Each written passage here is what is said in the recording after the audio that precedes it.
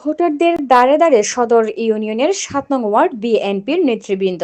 ফেনী ৩ সোনাগাজী দাগনভূঞা আসনে বিএনপি মনোনীত ধানের শীষের প্রার্থী আব্দুল আওয়াল মিন্টুর নির্বাচনী প্রচারণা জোরদার করতে সদর ইউনিয়নের ৭ নং ওয়ার্ডের পশ্চিম চরখোয়াজ গ্রামে সকাল থেকে রাত পর্যন্ত ভোটারদের দ্বারে দ্বারে যাচ্ছেন সদর ইউনিয়ন বিএনপির সাবেক সহ সাংগঠনিক সম্পাদক জসিমউদ্দিন, বিএনপি নেতা নূর আহমদ, স্বেচ্ছাসেবক দলনেতা হারুনুর রশিদ রফিক, যুবদল নেতা নিজামুদ্দিন হেলাল, ছাত্রদল নেতা শান্ত সহ নেতৃবৃন্দ।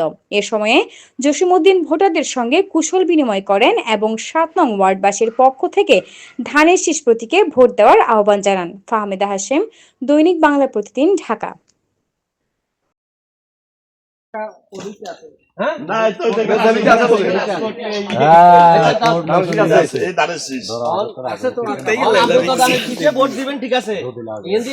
যারা আছে মহিলা করে আপনি বুঝাবেন ধানের শীষে ভোট দেওয়ার জন্য।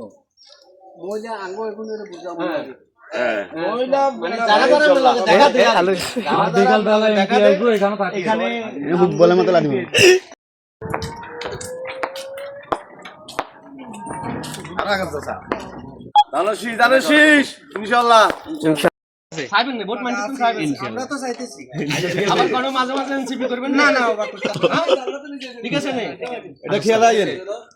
ওকে ধন্যবাদ ধন্যবাদ। কারো হাতে হইলে ইসলাম সবাই আগে যোগে পাল্লাতে তো আমরা ইয়া নিলে না দিয়েছি বিষয় বলে ভুল করিয়েন না।